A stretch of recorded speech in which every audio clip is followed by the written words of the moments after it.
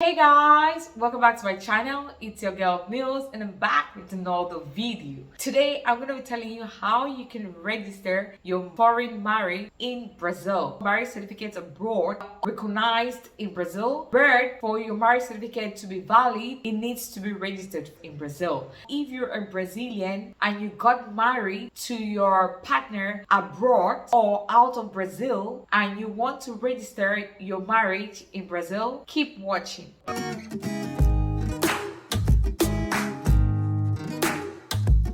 You can register your marriage in any of the Brazilian embassies abroad, or you can register your marriage when you get into Brazil in the first 180 days, as well as the moment you get naturalized and you want to register your marriage, you can do that in any of the first notary offices in Brazil. Now let's start with those abroad. For you to register your marriage at their embassy, the first thing you need to take note is that both of you must be present on the day of the registration. So mails and proxies are not allowed. Secondly, for you to carry out the marriage registration, you need to book an appointment. So for you to book an appointment, you need to follow up from their embassy website. Either you do the appointment through an email or you do an appointment through the e-consular service. Now you're going to submit the required documents and they're going to check on it. And after that, if every document is set, you're going to book an appointment for a date where you're going to do the marriage registration. After the marriage registration, you'll be given a certificate, and the last step of it is that the registration is going to be transcribed to the first notary office in Brazil. Here are the documents. First, you'll be needing the marriage registration form filled out, printed out, and the next thing you'll be needing is the original marriage certificate. And the certificate should be in the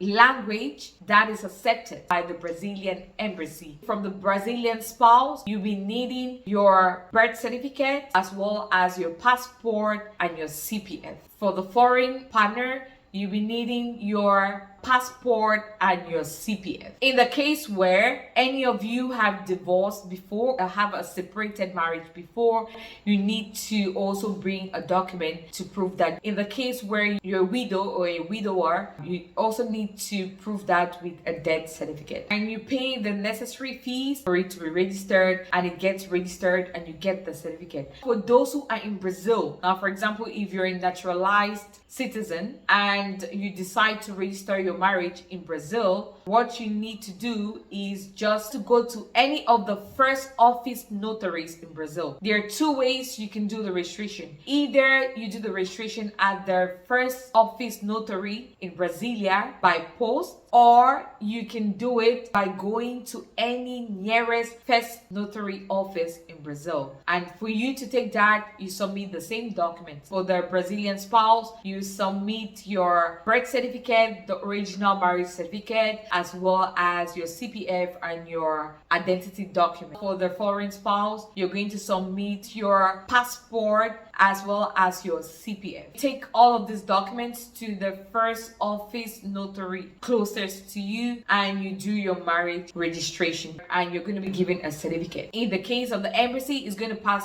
two stages. First, it's going to be registered at the Brazilian consulate, and then it's going to be transcribed into the first office notary in Brazil. The main advantage of this marriage registration has to do with things like owning properties, and it has a lot to do with assets and properties. For example, if your spouse or your partner want to get a property, normally they always put it under the name of the person who is buying, right? In Brazil, if you're married and you can prove that you're married, showing a marriage certificate or a marriage registration, both of your names will be on the property. So anything that has to do with asset and property, both of your names will be there, because it's considered that you're going to have a commune ownership of properties. Whichever property who is buying or who is paying for, both of your names will be there. That's why whenever you see even the rental contracts that are being given to you, you always see that both partners' names are written on it. It's always like